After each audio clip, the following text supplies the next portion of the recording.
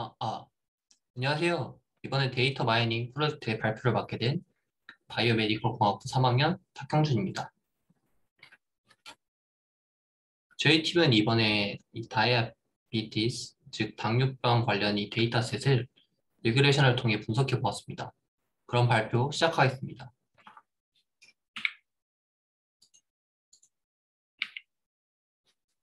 목차는 다음과 같습니다.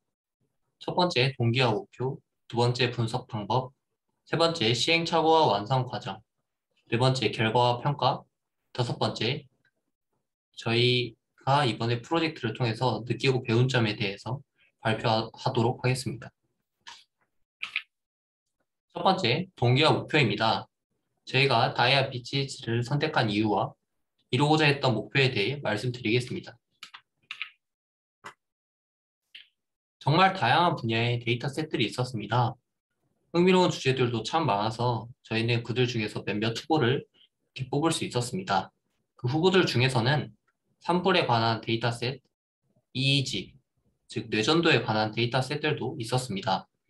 이 다이아비티스 관련 데이터셋 역시 후보들 중 하나였지만 사실 원래는 제외하려고 했었던 후보였는데요. 그 이유는 너무 방대한 양의 인스턴스를 가지다 보니 분석하는데 그 시간이 너무 오래 걸릴 것 같았고 모두가 좋아할 만한 주제인 의과학 관련 주제이다 보니 다른 팀과 겹치지 않을까 우려했기 때문이었습니다. 하지만 결국 저희는 피해가기보단 언젠가 마주하게 될 주제라고 생각하고 영어를 목적으로 최종적으로 선택하게 되었습니다. 다음 목표입니다. 저희가 이번 프로젝트에서 얻어가고자 했던 목표는 크게 세 가지였습니다. 첫 번째로 다이아비티스 데이터셋 속 여러 가지 어트리뷰트 간의 관계를 알아내고 이를 리그레이션을 통해 가시적으로 표현할 수 있는 것이었습니다. 두 번째로 파이썬을 이용해 알고리즘을 구현해가는 과정을 통해서 데이터 마이닝에 사용되는 기법과 코딩에 대한 지식을 늘릴 수 있는 것이었습니다. 마지막 세 번째로 미래의 라이프 사이언스 관련 분야에 종사하면서 마주하게 될 관련 분야 데이터셋에 미리 친숙해질 수 있는 것에 있었습니다. 두 번째, 분석 방법입니다. 저희가 파이썬 언어와 리그레션 방식을 선택한 이유에 대해 설명드리겠습니다. 데이터 분석 언어는 크게 두 가지가 있습니다. 아래 표에서 볼 수 있듯이 파이썬과 R 이 두 가지가 있습니다. 두 언어는 비슷하면서도 명확한 차이점이 존재했고 저희는 저희 데이터셋에 인스탄스가 많아 실행 속도가 중요하고 또한 대중적인 언어라는 근거하에 파이썬을 선택했습니다. 두 번째로 리그레이션을 선택한 이유에 대해 설명드리겠습니다. 리그레이션은 바이너리한 자료형보단 플롯한, 즉 연속적인 자료형을 다루는 데 사용되기 때문에 저희 데이터셋과 맞는다고 생각했고 선택했습니다. 특히 어트리뷰트들 중 length of stay, 병원에서 머문 기간 같은 어트리뷰트, 당뇨병의 심각한 정도를 보여주는 어트리뷰트와 인간의 습관과 관련된 어트리뷰트를 비교하여 당뇨병과의 관계도 파악하려 했습니다. 세 번째, 시행착오와 완성 과정입니다. 모델 제작 과정에서 저희가 직면했던 문제와 이를 해결하기 위해서 사용했던 해결책에 대해 설명드리겠습니다. 먼저 전처리 과정에 대해서 설명드리겠습니다. 데이터셋에서 숫자가 아닌 문자의 형태를 가진 자료형, 즉 분석에 쓰일 수 없는 자료형을 가진 자료들을 먼저 제거하고 두 번째로 어트리뷰트들 중 환자의 H1, AC 검사 결과 수치를 나타내는 어트리뷰트, 이하 A1이라고 부르겠습니다. A1 값이 없는, 즉 검사를 진행하지 않은 환자들을 제거했습니다. 그러자 최종적으로 219개의 인스턴스를 추려낼 수 있었고 이들의 A1 값, 즉 환자의 검사 결과 수치가 7 이상인지 또는 얼마나 높은지를 이용해 다른 어트리뷰트와 다이아비티스의 중증도 간의 관계를 파악하고자 했습니다. 그러나 저희는 예상치 못한 문제를 맞닥뜨리게 되었습니다. 좌측 막대 그래프는 데이터의 A1 값의 비율을 나타낸 것입니다. 처음에 저희는 이 데이터셋이 다양한 형태의 값을 지닌 플롯 형태의 데이터셋인 줄 알았지만 자세히 들여다보니 두 개의 값을 가진 데이터들의 도미네이티된 바이너리한 형태였습니다. 보시면 7과 8의 검사 수치를 가지는 이 막대의 비율이 압도적으로 깁니다. 즉, 리그레션에 적합하지 않았던 자료형이었던 것입니다. 게다가 상당수의 어트리뷰트들이 A1처럼 바이너리했고, 이에 저희는 이 문제를 해결하기 위해 그나마 플롯 형태를 가진 환자의 에이지를 나타내는 어트리뷰트와 리니어 리그레션을 통해 이 문제를 해결해 보고자 했습니다. 네 번째, 결과와 평가입니다. 저희 모델에 대해서 설명드리고 적절한 분석 방법을 선택했는지, 그리고 분석 방법을 가지고 데이터를 올바르게 분석하였는지 평가해 보도록 하겠습니다. 이 코드들을 보시면 먼저 숫자가 아닌 문자 형태의 어트리뷰트와 환자의 아이디 같은 이런 의미 없는 어트리뷰트들을 제거하여 총 39가지의 피처들을 추려낼 수 있었습니다.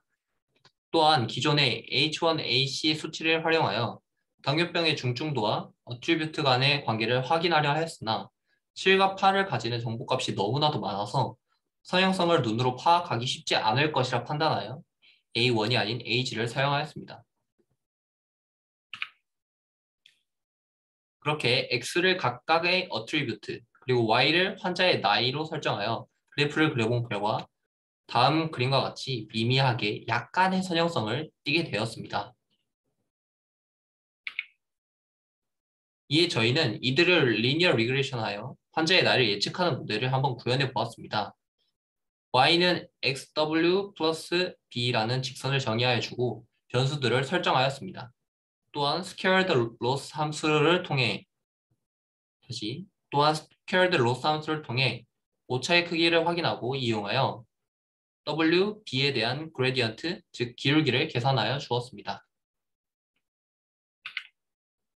또한 미니 배치 방식을 활용하여 모델을 학습시켰는데 이때 LR, 즉 Running Rate 값에 따라 파라미터의 변화를 주어 적절한 크기의 구간 배치가 설정되도록 해 주었습니다.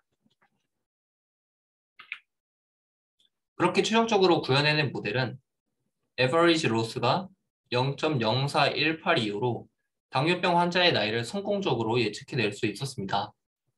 저희 모델에 대해 평가해보자면 바이너리한 다이아베이츠 데이터셋을 플롯하다고 잘못 파악해서 저희가 리그레션을 진행하였습니다. 즉, 데이터에 맞는 적절한 분석 방법을 사용하지 못했던 것입니다. 그러나 여러 어트리뷰트 간의 리니어 리그레션을 올바르게 진행함으로써 다른 자료들을 통해 당뇨병 환자의 나이를 알맞게 예측해낼 수 있었습니다. 하지만 이는 처음에 저희가 목표했던 그런 바는 아니었습니다. 마지막 5번째, 한 수 배웠습니다입니다. 이번 프로젝트를 통해 저희가 알게 된 사실과 앞으로의 데이터 마이닝 방향에 대해 말씀드리겠습니다. 저희가 이번 프로젝트를 통해서 머신러닝 프로세스를 처음 진행해 보았습니다. 여러 가지 아쉬웠던 부분들과 알게 된 사실이 참 많았는데요. 다음 4가지로 정리해 볼 수 있을 것 같습니다. 첫 번째로 저희가 사용해야 할 데이터를 이해하고 그 데이터가 해결해야 할 문제와 어떤 관련이 있는지를 이해하는 것이었습니다. 두 번째로 머신러닝 모델을 구축하느라 오랜 시간을 투자하고 나서야 문제를 풀기에 적절한 방법이 아니었음을 뒤늦게 깨달았습니다. 세 번째로 알고리즘 선택 전에 데이터셋으로 무엇을 해야 하는 건지 모델을 만들기 전에 이해했어야 하는데 그러지 못했습니다. 네 번째로 리그레션과 클래시피케이션의 차이와 데이터셋을 분석할 때 주의해야 할 것에 대해 알게 되었습니다. 결과적으로 저희는 처음에 저희가 목표로 두었던 당뇨병의 심각성과 인간의 습관 간의 연관성을 보여주는 모델을 결국 제작해내지 못했습니다. 사실 이러한 결과는 돌이켜보면 처음 데이터셋을 제대로 이해하지 못하고 시작한, 즉 첫 단추를 잘못 끼워서 결국 이렇게 된 게 아닌가 하고 아쉬움이 참 남습니다. 그럼에도 불구하고 머신러닝 모델에 있어서 트레이닝 셋을 통한 경험은 필수적이라고 생각합니다. 이번 경험을 통해 무엇이 부족했는지 분석하고 학습하여서 다음번 새로운 데이터와 테스트 셋에 대해서는 저희가 의도한 정확한 출력값을 예측할 수 있는 모델이 되겠습니다. 이상으로 발표 마치겠습니다. 감사합니다.